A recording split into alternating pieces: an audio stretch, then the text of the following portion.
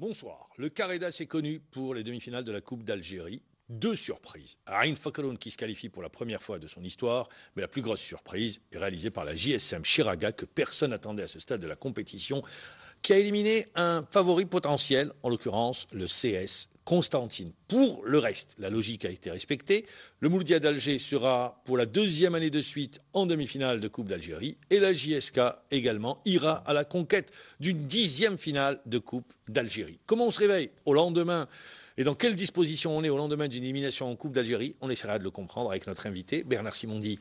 Bonsoir. Bonsoir. Merci d'être avec nous. Rachid Abed du quotidien Liberté, bonsoir également. Bonsoir, Marmar. Pour justement retrouver Bernard Simondi. Alors, on a la gueule de bois au lendemain d'une élimination en Coupe d'Algérie qui n'était pas prévue par les dirigeants. Peut-être que vous l'aviez un tant soit peu prévu. Non, prévu, non, mais disons qu'un match de football, pour le gagner, et notamment dans une compétition comme la Coupe, qui se joue sur une rencontre, il faut la jouer, il faut bien la jouer, quelle que soit la valeur prétendue de l'adversaire au départ et sa soi-disant supériorité concernant le CSC Constantine. C'était notre cas, nous étions les favoris, mais ça ne suffit pas de partir avec une étiquette dans le dos, il faut la confirmer sur le terrain. Disons qu'avant le match, tout était réuni. Et tout le monde du côté de Constantine pensait que c'était l'année du CSC. Pourquoi ? Parce que la demi-finale, vous avez tiré l'avantage du terrain. Donc face à une équipe présumée plus faible, tout le monde pensait que les individualités ou la force du CS Constantine allaient faire la différence. Il y avait cette demi-finale à domicile et donc tout le monde voyait le CSC pour la première fois de son histoire en finale. Or, en football, il faut jouer avant d'anticiper sur... Et les choses se préparent aussi d'une certaine manière. Et donc... peut-être que toutes les conditions n'ont pas été requises pour mettre le CSC Constantine dans ce droit fil de cette compétition pour menant à la finale. Quand vous parlez des conditions, qu'est-ce que vous entendez par là ? J'entends toute l'organisation qui a été faite autour de ces semaines de préparation, de cette semaine de préparation, et des aléas qu'on a pu rencontrer tout au long de notre parcours. Avant de retrouver Rachid Abed, question, c'est vrai que vous avez vécu, ça a été un marathon puisque votre équipe a été scindée en deux avant le match aller de la Coupe de la Confédération africaine de football. Une équipe était à Béjaïa et l'autre était au Niger. Vous avez joué le même jour. Il n'y a pas de jaloux. Les deux ont perdu 2-0. Puis vous revenez, vous jouez la veille également un match de championnat contre la JS Saoura. Vous faites match nul. Le lendemain, votre équipe se qualifie. Et là, il faut rendre hommage à cette équipe. 4-1, c'était difficile puisque dans le dernier moment, ils ont marqué le but de la qualification. Et il y avait également ce match, mardi, hier, en quart de finale de Coupe d'Algérie. 5 matchs en 15 jours. C'était un véritable parcours du combattant. Si je dis ça, c'est vrai ou je me trompe ? Oui, non, bien entendu, c'est vrai. Et d'autant que nous ne disposons pas non plus de moyens de récupération qui permettent à cet effectif d'avoir tous ces moyens à sa disposition sur le plan athlétique.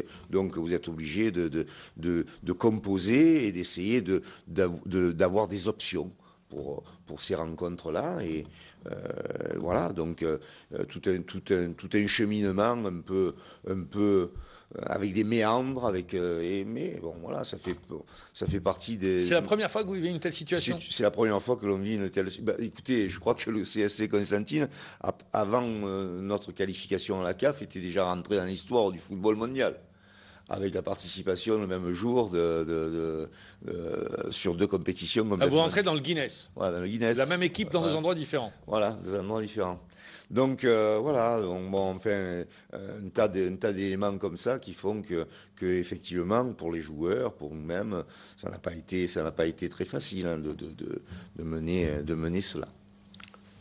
Moi, je pense qu'il y a un paramètre qui aurait dû influer sur le rendement de votre équipe, parce qu'on a constaté hier que pratiquement les joueurs n'étaient pas dans la rencontre. Est-ce que le fait qu'ils ont appris que le Mouloudia sera leur futur adversaire en demi-finale le 18 mars prochain ne les a pas un petit peu fait sortir de la rencontre contre Chiraga? Ils pensaient beaucoup plus à la rencontre du Mouloudia que celle de Chiraga. Je je pense pas vraiment que ça puisse... ça serait dommage que de penser avant de jouer une rencontre et de la gagner d'abord, pour se qualifier, de penser au Mouloudia. Non, les conditions... Je voudrais rebondir sur ce qu'il a dit.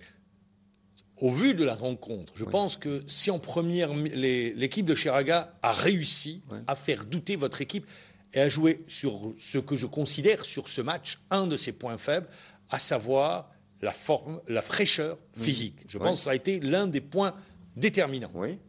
Bon, et également la rage de vaincre quand on est présumé plus faible venant du Modestia également. C'est pas la première fois, il n'y a pas que en Coupe d'Algérie. C'est la particularité de la Coupe. C'est la particularité de la Coupe. Dans tous les pays du monde, il y a ce type de surprise. Bon, on n'aime pas que ça soit être concerné, on n'aime pas être concerné, mais bon, voilà.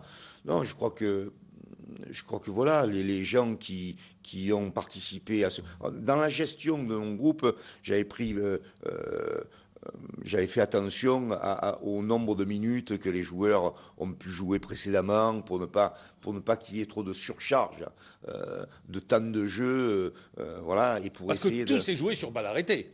Tout s'est joué sur balle arrêtée, voilà. Bon, alors 3 minutes, 3 buts. 3 minutes, 3 buts. Alors c'est là. Là, c'est le côté critique que l'on peut apporter à notre élimination. Et on avait un de vos joueurs, Ngomo, par exemple, qui physiquement n'était pas au mieux. Ben oui, puis bon, il jouait à un poste qui est pas inhabituel pour lui. C'est plus un milieu défensif. C'est un milieu défensif axial, mais les conditions, l'absence de Berthet, a fait que nous avons été amenés à modifier le secteur axial défensif et voilà, bon. Et il nous a rendu service à ce niveau-là. Mais lors du match de Coupe de la CAF, on a vu des joueurs concernés. Peut-être qu'ils ont laissé de l'influx sur ce match. Peut-être. Peut-être. En même temps, les conditions de jeu sont complètement différentes, quoi. On a joué sur un terrain en herbe, chez nous. Là, vous passez au tartan. On passe au tartan et je m'aperçois que dans la gestion du jeu, de la qualité technique, de la mise à disposition du ballon et tout ça, les choses sont quand même un petit peu plus compliquées sur le tartan que sur l'herbe pour mes joueurs, dans leur adaptation et dans la conduite de balle, dans leurs efforts. On ne va pas se chercher... Ça y est, de toute façon, la défaite est là. Question, et Rachid Abed, je reviens à vous. Ça vous met en difficulté ? Quand je dis vous, quant à votre avenir au CS Constantine ? Alors, mon avenir au CS Constantine ne dépend pas uniquement de moi. Moi, j'ai un contrat de travail que j'ai signé. Auprès des dirigeants. Mais si chaque fois qu'il y a un résultat qui est inattendu, il y a une remise en question de tout un travail ou de toute une approche ou du choix de l'entraîneur, ça devient un peu dramatique. Ce qui est encore plus désagréable dans ce cas de figure, c'est que hier soir, dans le vestiaire, est rentrée quand même une personne qui est venue menacer Nabil Madjed et moi-même, menace de mort. Nabil Madjed est votre adjoint. Mon adjoint. Quelqu'un est rentré dans le vestiaire pour vous menacer de mort ? Quelqu'un est rentré dans le vestiaire pour voilà. Et les dirigeants, où ils étaient ? Écoutez, devant la porte, ils ont laissé rentrer cette personne-là. Donc bon, on sent quelque chose qui est un peu particulier dans cette approche-là. Et je crois que je vais choisir Arsène Wenger à jouer contre Liverpool, a perdu 5-0 à Liverpool. 5-1. Voilà. 5-1. 5-1. Donc ouais, c'est surtout l'ampleur du score. L'ampleur du score. Le lendemain, le président du club a quand même dit on va pas tout remettre en question par rapport à un match comme ça. Pourtant, c'est une immense claque, c'est une grande déception. C'était la remise en question éventuellement même de l'obtention d'un titre, puisque le classement a été modifié par rapport à cela. Je pense qu'un résultat sportif reste un résultat sportif et que le football n'est pas une séance exacte et que malgré tout, il y a des moments où le résultat ne correspond pas tout à fait au désir de l'entraîneur, des joueurs. Parce que je ne connais pas une équipe qui rentre pour vouloir perdre. Ça n'existe pas. Non, déjà, on ne met pas en place un système de jeu, une organisation d'équipe. Je ne vois pas un entraîneur ne pas vouloir jouer une demi-finale ou une finale de coupe et d'autres compétitions. Et en fait, mais le rapport à la défaite, à un moment donné, et cette gestion-là est quand même très particulière. En Algérie oui, là, il me semble. Ailleurs, c'est différent. Ailleurs, je rappelle, vous venez du Qatar, vous avez passé 5 ans. Oui. Vous étiez déjà en Algérie à l'entente de Sétif. Oui, je n'ai pas connu ça de cette manière-là à l'entente de Sétif, mais bon, j'ai officié aussi en Tunisie, j'ai pas eu ça. J'ai officié en France, j'ai officié dans d'autres pays avec des équipes nationales et avec des pressions aussi importantes, donc, je trouve qu'il y a un excès qui dépasse l'entendement. Qui dépasse la passion. Qui est bien au-delà. Même on est passionné. Bien au-delà de la passion. La passion, c'est pas ça. Je suis un passionné de football. Tous autour de cette table. Du football. Voilà, j'allais y venir. Vous êtes des journalistes sportifs, des représentants de chaînes de télévision ou de journaux, et vous êtes des passionnés. Et pour autant, on ne perçoit pas dans votre discours ou dans votre propos des tenues, des comportements ou une tenue aussi extrême. De la gestion de situations de ce type. Je trouve que c'est un problème même pour la progression, pour le développement du football en général. Réponse rapide pour le monsieur qui est rentré dans le vestiaire et qui vous a menacé de mort. Le club a déposé plainte ? Le club, sûrement pas, parce que je pense que s'il est rentré dans le vestiaire, il est rentré avec l'assentiment de gens qui étaient... Parce que déjà, pour venir dans un vestiaire, il faut avoir l'accès au couloir, il faut avoir accès à l'avant-vestiaire, et quand la porte... Donc il est proche. Oui, c'est très proche, il est très proche. Puis d'abord, je l'ai vu lors du déplacement précédent de l'équipe... là, il est très proche encore. À Niamey, prendre l'avion avec l'équipe de Constantine. Donc il est très proche. Donc vous dites, moi, je vais faire... Vous allez déposer plainte ? Moi, je vais déposer plainte. Pour menace de mort ? Oui. Très bien. Cela ne va pas vous faciliter la tâche pour le reste du championnat, sachant pertinemment que le CSI court derrière cette Coupe d'Algérie depuis sa création dans les années 20. Cette année, tous les Constantinois ont voulu cette coupe. Donc aujourd'hui, cette élimination est tellement amère qu'elle les a mis dans une situation très... Bien sûr, et je le regrette profondément. Et j'étais avec eux il n'y a pas si longtemps, puisque des supporters sont venus nous trouver dans le vestiaire. J'en ai vu au club. Nous ont accueilli les joueurs et moi-même avec beaucoup de sympathie. Nous ont tenu des propos réconfortants par rapport à toutes les péripéties que l'on peut retrouver, le calendrier, les compétitions auxquelles nous sommes confrontés, tout ça. Donc, et dans la rue, les gens, effectivement, la coupe revenait très souvent, ils reviennent très souvent, et on le comprend, mais ça, c'est pas un problème, je veux dire, c'est inhérent au sport, voilà. à la compétition. Voilà, donc, mais les entraîneurs que nous sommes et les joueurs n'ont jamais envisagé de perdre le match comme ça. Ça se voyait hier, ils étaient KO debout. Bernard Simondi, vous restez avec nous. Eh bien, l'entraîneur de la JSM Chiraga, votre adversaire d'hier, est avec nous en direct au téléphone. Dan Angelescu, bonsoir. Dan Angelescu, bonsoir. Eh ben, on l'a pas, Dan Angelescu, pour le moment. On va le retrouver dans quelques instants. Juste un problème de liaison qui va être réglé très rapidement. Donc, c'est vrai, c'est inhérent au sport. Il y a une victoire, il y a une défaite, il y a une élimination. ça peut arriver, même si elle n'est pas... Vous l'avez tenté de l'expliquer à travers cette semaine ou ces 10 jours marathon, parce qu'il fallait scinder l'équipe en deux. Vous avez parlé de votre avenir. Vous revenez dans le football algérien après une absence de 5 ans. Vous étiez à Sétif, je rappelle. Après 5 ans, quelle image, comment vous retrouvez le foot national, la compétition? Est-ce que vous êtes surpris, déçu? Vous vous dites, il y a un mieux, ça stagne? Qu'est-ce que vous dites? Quel diagnostic est-ce que vous faites? La passion est toujours aussi vive. Maintenant, au niveau du jeu, et je trouve que ça stagne. Je n'ai pas perçu une progression du football depuis mon passage à Sétif. Je trouve que, bon, voilà, et au niveau du jeu et au niveau de ce que l'on peut trouver là, auprès des joueurs, je ne suis pas certain que le football se soit amélioré. Voilà. C'est un constat sur une période assez brève, malgré tout, puisque ça fait quand même quelques semaines que je suis là, auprès du football algérien, mais c'est un constat de ce type-là. Je trouve que dans...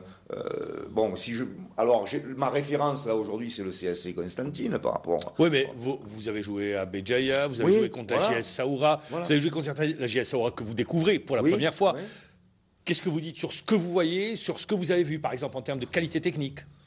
Je trouve que pour certains, dans certains clubs, ou pour certaines équipes, Arrache notamment, il y a une volonté de jouer au football, dans une démarche de jeu où l'on essaie un certain nombre.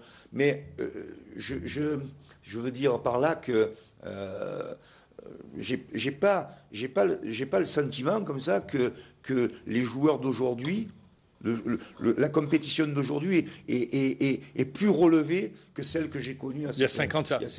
C'est pour ça que vous avez déclaré, avant de quitter Sétif en 2009, vous avez fait une déclaration un petit peu fracassante à l'époque, où vous avez dit que je comprends maintenant pourquoi le niveau du championnat algérien n'est pas élevé, tout simplement parce que les joueurs algériens ne travaillent pas. Ils veulent les voyages, l'argent et c'est tout, mais sur le terrain, ils ne travaillent pas. Je me souviens. Est-ce que vous avez toujours cette impression? Vous vous souvenez de cette déclaration? Je me souviens plus. Il vous la sort, là, vous ne l'attendez pas, d'accord. Bon, le fait, alors, ils ne travaillent pas parce que... alors peut-être que j'ai évoqué ces choses-là. C'est un aspect. C'est-à-dire que... la formation du footballeur algérien à ce moment-là était quasiment absente, quoi. Il y avait très peu de clubs formateurs, et alors que le potentiel, cette jeunesse et 60% de la population moins de 25 ans. Ce constat, beaucoup le font. Il y a du potentiel, mais en même temps, tout le monde s'accorde à dire qu'en termes de formation, on est bien loin des normes ou de ce qui se fait ailleurs. Oui. Vous allez dans le même sens? Qu'est-ce qui manque en termes de formation? Terrain d'entraînement, centre de formation, formateur peut-être? Alors, vraisemblablement, les trois. Les trois réunis. Les trois, c'est-à-dire qu'il faut des aires de jeu adaptées à cette formation. Il faut des centres de formation qui soient organisés et qui permettent... Bon, il y en a quelques-uns qui sont peut-être un peu mis en place ces dernières années, mais bon, voilà. Mais ils sont encore assez peu nombreux et trop insuffisamment en nombre pour drainer tout ce potentiel dont dispose l'Algérie, parce que le potentiel y est. Le footballeur algérien, depuis des décennies, a fait le bonheur d'équipes de haut niveau dans les championnats différents. Quand vous reprenez l'histoire du football algérien, de l'époque coloniale jusqu'à aujourd'hui, vous voyez que ça a toujours donné des joueurs de qualité. On peut citer de l'équipe du Front de Libération Nationale jusqu'à celle après l'indépendance, celle des années 80. Les joueurs algériens nés en France, on pense notamment à Zinedine Zidane, aujourd'hui Nasri et Benzema. Donc, certains diront c'est inné, mais il y a toujours eu de la qualité. Il y a toujours eu de la qualité. Et donc, on voit bien que... alors, il y a un certain nombre de joueurs officiants avec l'équipe nationale aujourd'hui qui sont issus de l'immigration et qui jouent qui arrivent soit de Belgique, soit de France, soit de différents pays et qui jouent dans des grands championnats à l'étranger. Donc, le footballeur algérien, on parlait de l'équipe de la Libération, de Rachid Mekloufi, en passant par Moustapha Daleb, en passant par Mustafa Zitouni, également, Rabat qui nous a quittés. Et j'en saute. Oui, on ne va pas tous les citer parce que ça prendrait des heures. Mais bon, voilà, ouais, ça prendrait des heures. Donc, cette richesse du football algérien a toujours eu une place importante dans Aujourd'hui, aujourd'hui, le football algérien est un peu alors que l'équipe est qualifiée au mondial, dans le creux de la vague, en termes de formation. Écoutez, ça fait de nombreuses années que la formation, on en parle, et puis voilà, elle n'est pas vraiment présente. Et elle n'est pas vraiment présente. Maintenant, en même temps, les joueurs algériens dont on parle, dont j'ai pu parler et dont on parlait précédemment, étaient des garçons qui jouaient dans des grands clubs et qui étaient les leaders. On y reviendra, si vous le permettez, après la pause publicitaire. Deuxième partie de l'émission, Bernard Simondi, entraîneur du CS Constantine, Rachid Abed du quotidien Liberté. On était sur la formation des joueurs algériens, cette qualité des joueurs algériens. Je vous ai posé la question, est-ce qu'on était dans le creux de la vague? Vous dites aujourd'hui, oui et non. L'équipe algérienne est en phase finale de Coupe du Monde, mais elle repose sur des joueurs formés, notamment dans le championnat en France par les clubs français. En revanche, on le voit, le football national arrive difficilement à produire des joueurs de très grande qualité, de classe internationale. Oui, c'est un peu le paradoxe, pour moi, par rapport à ce pays et cette richesse de footballeurs. Le football a toujours été...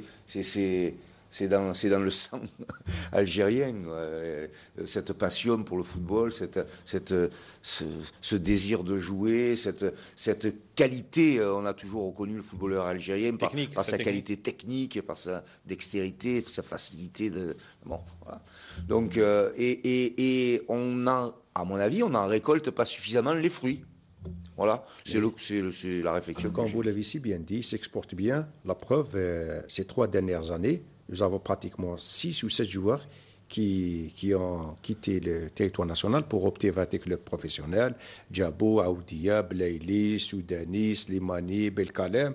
C'est quand même, cela veut dire que quelque part, le championnat produit quand même de bons joueurs. 6 joueurs, c'est beaucoup ou c'est insignifiant? 6 joueurs. Qu'est-ce que vous dites? Je voudrais avoir votre appréciation. Après, Et on annonce Farhat du côté de Montpellier pour la saison prochaine. Ouais, voilà. Oui, le jeune garçon de l'USMA. De l'USMA, parce qu'il a eu Courbis. Ouais. Courbis l'avait repéré, ils veulent le prendre à Montpellier. Oui. Alors, c'est pas mal, mais c'est peut-être pas suffisant par rapport à ce que ce football-là et la qualité que l'on peut trouver. Moi, j'ai un exemple. J'arrive d'un pays, et j'étais donc entraîneur au Qatar, et il y a un jeune garçon qui est arrivé là de chez vous, Rouri. Il est de Chiraga. De Chiraga, voilà. Oui. Rouri. Comme quoi? Rouri. Mais Rouri, il est qatari aujourd'hui. Aujourd'hui, voilà, il est qatari, il joue pour la sélection qatari, mais est un garçon qui a un très bon niveau de football et qui est encore assez jeune et qui va faire le bonheur de la sélection du Qatar. Vous avez parlé de Rouri, ça nous permet, si vous permettez, on l'avait dit au tout début de l'émission, il devrait être avec nous au téléphone. Dan Angelescu, l'entraîneur de la JSM Chiraga, qui a réussi hier l'exploit de sortir le CS Constantine. Dan Angelescu, bonsoir. Bonsoir. Alors, Dan Angelescu, qualification historique pour la JSM Chiraga. Sur le match d'hier, à froid, quand vous revenez, vous avez joué sur les points faibles du CS Constantine, notamment cette fraîcheur physique qui peut-être leur a fait défaut, ou qui sûrement leur a fait défaut. Oui, c'est vrai, on a bien préparé le match contre CSC. On a fait même des réunions de tactiques, de vidéos. On a vu plusieurs des matchs des CSC pour voir et pour observer en même temps leurs points faibles et leurs points forts. Et on a essayé un maximum de insister sur leurs points faibles et de fermer leurs points forts. Et je crois qu'on a réussi et je veux féliciter mes joueurs pour cette application tactique, cette discipline tactique, parce que, comme je vous dis, chaque fois le joueur algérien il a plusieurs des qualités natives, mais tant qu'il est bien pris en charge sur le plan physique et en spécial sur le plan tactique, les joueurs algériens en général, ils peuvent faire du miracle. Et le miracle Dan Angelescu. Comme ça s'appelle, toute la préparation d'équipe, il a à la base un grand travail, même le stage pendant l'été d'à peu près un mois, même le stage intersaison de 2 semaines, tous les 2 stages. Avec cette occasion, je veux remercier pour M. Lagnaudine qui nous a mis à Capitoul tous les moyens de Béjaïa, tous les moyens de préparation et le résultat de travail. Dan Angelescu, si vous m'entendez. Alors, Dan Angelescu, on l'a très bien compris, vous félicitez vos joueurs, vous dites on a beaucoup travaillé sur cette équipe du CS Constantine. Je terminerai par cette question. Dan Angelescu, est-ce qu'aujourd'hui, du côté de Cheraga, on rêve de finale? Ou bien vous dites, ça y est, on a fait le max? Je n'ai pas compris. Est-ce qu'aujourd'hui, vous rêvez d'une finale de Coupe d'Algérie? Vous savez, je vous dis encore une fois, pour cette année, l'objectif de Cheraga, le premier objectif de Cheraga, c'est l'accession en D2 professionnel. Et à mon avis, hier, on a prouvé qu'on mérite amplement ça. Mais d'autre côté, de jouer Coupe d'Algérie, c'est un honneur pour n'importe quel entraîneur, pour n'importe quel joueur. Parce que, comme ça s'appelle, l'objet, à mon avis, de n'importe quel entraîneur et de n'importe quel joueur, c'est à n'importe quel club il joue, c'est de jouer très bien et de représenter dignement le football algérien. Merci, Dan Angelescu. Merci Dan Angelescu. On l'a très bien compris, vous dites pourquoi pas, il y a un bon coup à jouer contre le Mouloudia d'Alger. Ça sera le 18 mars prochain. Et déjà, du côté de Cheraga, on annonce que les dirigeants de Cheraga voudraient domicilier le match au stade Mustapha Tchaker. On aura l'occasion d'y revenir. Bravo encore une fois à la JSM Cheraga. Rachid Abed. Il a le droit de rêver du fait que c'est la première qualification historique de ce club. Donc pourquoi pas aller jusqu'au bout? Surtout qu'ils vont jouer face au Mouloudia d'Alger. Qui rêve également d'une deuxième finale de suite. Oui. Alors, on va revenir avec vous. Vous étiez au Qatar, vous l'avez dit. Vous venez en Algérie, vous revenez en Algérie. Le Qatar, c'est un Eldorado pour aller se reposer, se requinquer, se refaire une santé. Ou bien vous dites aujourd'hui, le pays qui est à la veille, je dis à la veille, pas cette Coupe du Monde, la prochaine, d'organiser une Coupe du Monde, c'est en 2022, c'est un pays qui a travaillé sur 2022, sur cet objectif. Oui, bien sûr, ils sont en pleine mutation et un travail considérable a été effectué à ce niveau-là.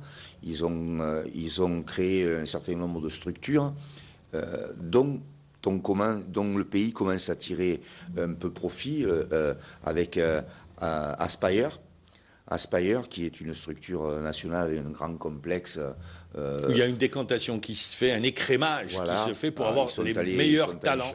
Les meilleurs talents. Ils sont allés chercher en Afrique notamment. Et, ils ont brassé beaucoup de gens. Et sur les joueurs locaux, qui sont les meilleurs étant recrutés au sein des différents clubs pour intégrer la structure d'Aspire et recevoir un enseignement du football au quotidien.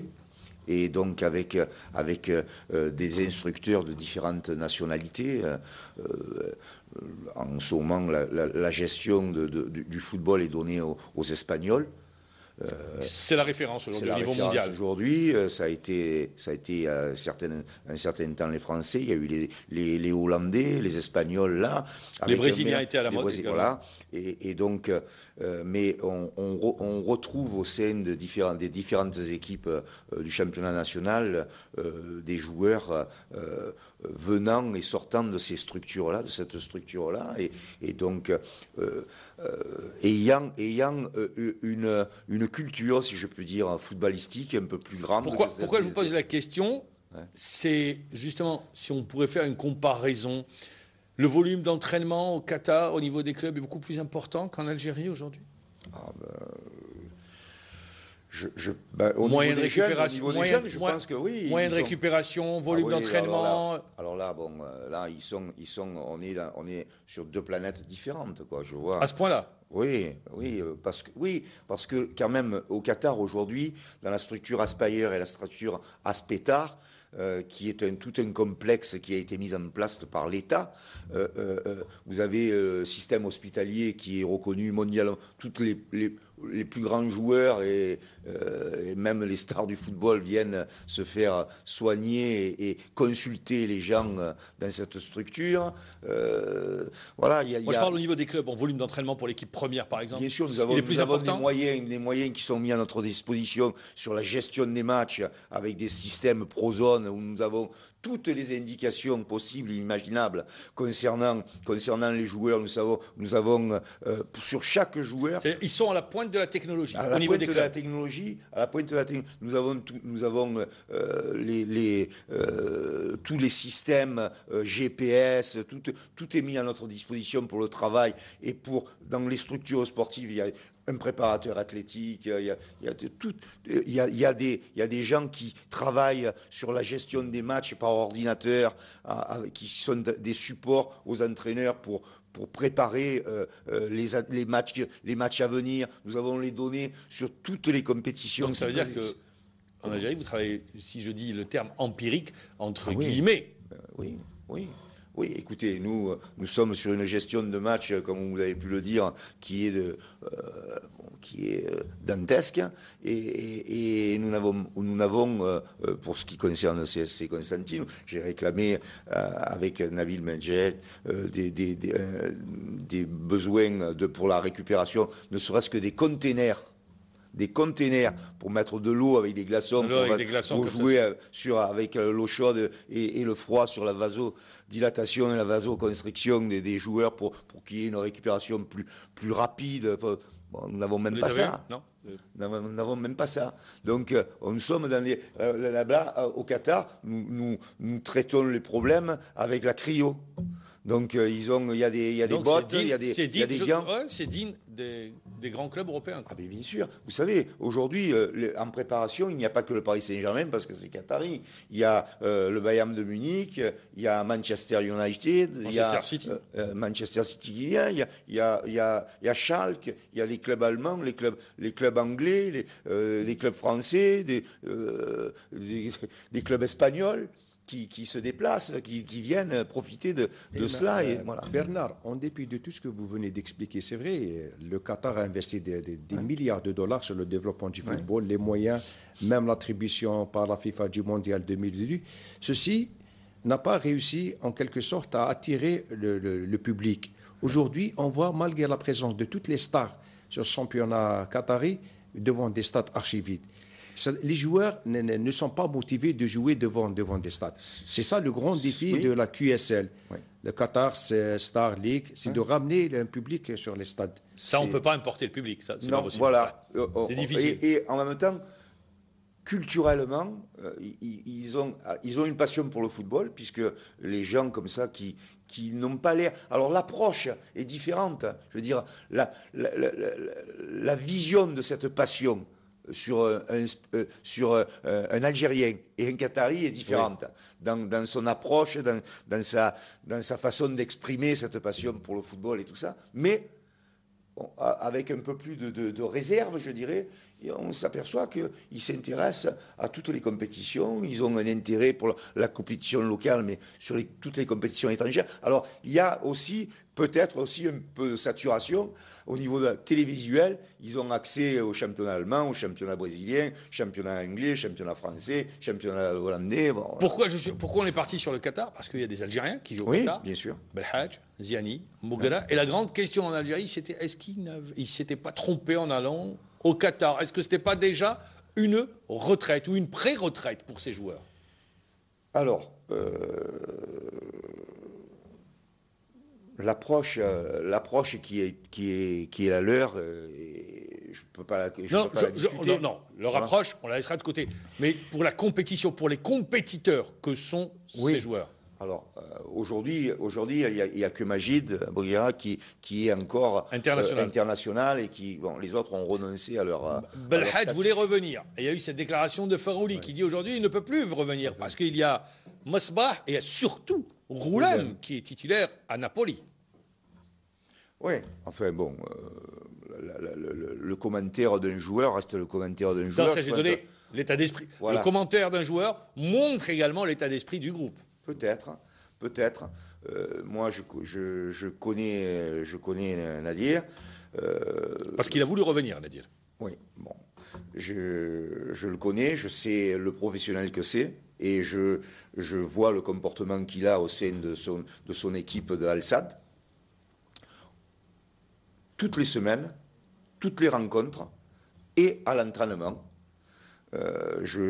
Parce que j'ai des copains qui travaillent dans cette structure, je sais le professionnel qu'il est et le professionnalisme qu'il apporte. Il n'y a jamais eu de relâchement chez ce garçon. Voilà. Sur le plan personnel. C'est un compétiteur. C'est un compétiteur. Il le vit sur chaque rencontre qu'il dispute. C'est un compétiteur. Sa présence athlétique, il a toujours eu un potentiel athlétique un peu hors norme. Il est là. Et sa qualité technique, lors du dernier match, il a marqué aussi un but sur une reprise de volée pied gauche. Bon, voilà. Mais le niveau là-bas n'est pas. Alors justement, on a parlé du niveau. Le niveau technique, voilà, du championnat. Alors, on parle du niveau. Je pense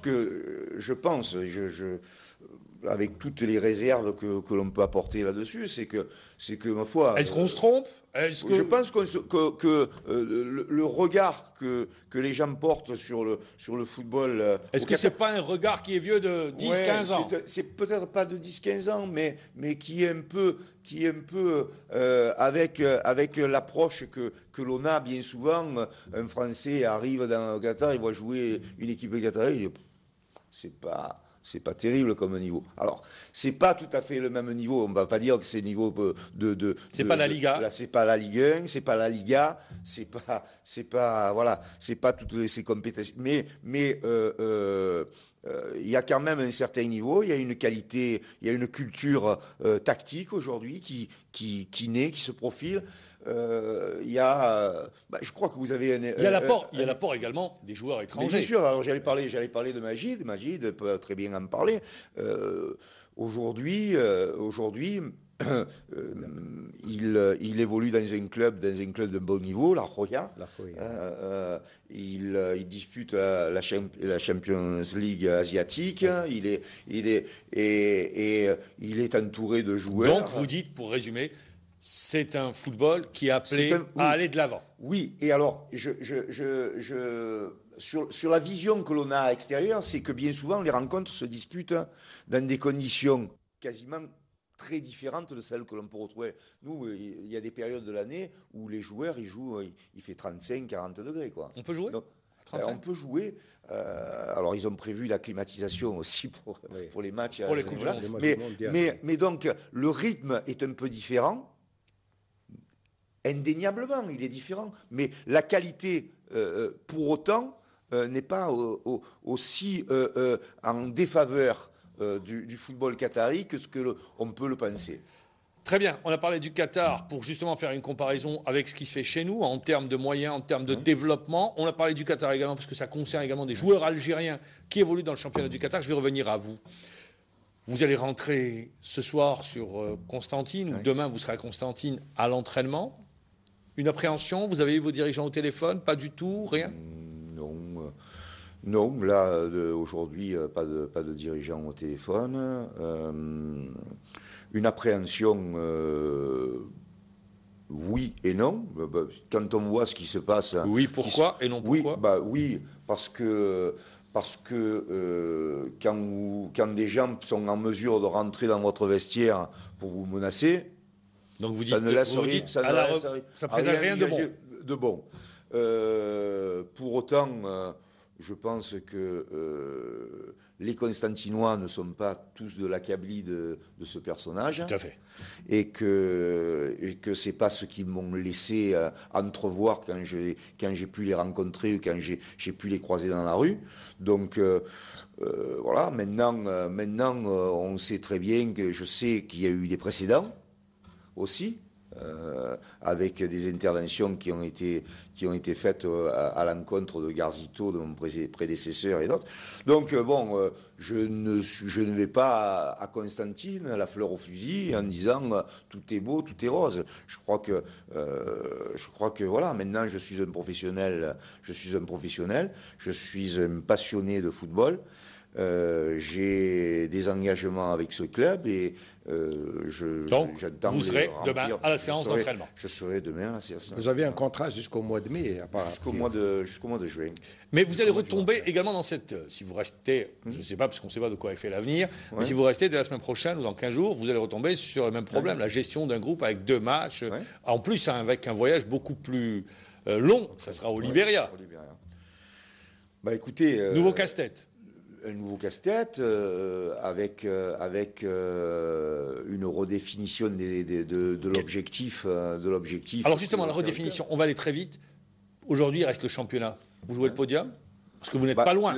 Oui, alors c'est cela. C'est aussi cette permanence, si je peux m'exprimer ainsi, à modifier tout le temps les comportements que l'on doit avoir, l'intérêt pour le championnat, l'intérêt pour la coupe, l'intérêt pour la CAF, et en permanence on passe d'un intérêt majeur à un intérêt différent. Je crois que voilà, c'est un peu aussi une problématique pour les entraîneurs. Donc vous jouez le podium, clairement? Oui, nous avons cette possibilité de nous situer bien au classement du championnat algérien. Pourquoi négliger cet aspect-là? Réponse rapide. Aller en Coupe de la CAF, ne pensez-vous pas qu'il aurait peut-être mieux fallu s'abstenir sur cette compétition? Je vous pose la question. Alors voilà, je pense que c'est un problème majeur dans la gestion du calendrier et de ce qui est proposé. Donc voilà. Vous faites avec. On fait avec. Rachid Abed, merci. Très bien. Une nouvelle fois, je rappelle, journaliste au quotidien Liberté. Bernard Simondi, bon vent avec le CS Constantine et merci d'avoir accepté notre invitation. Je vous donne rendez-vous demain, jeudi, pour la dernière émission de la semaine. D'ici là, portez-vous bien.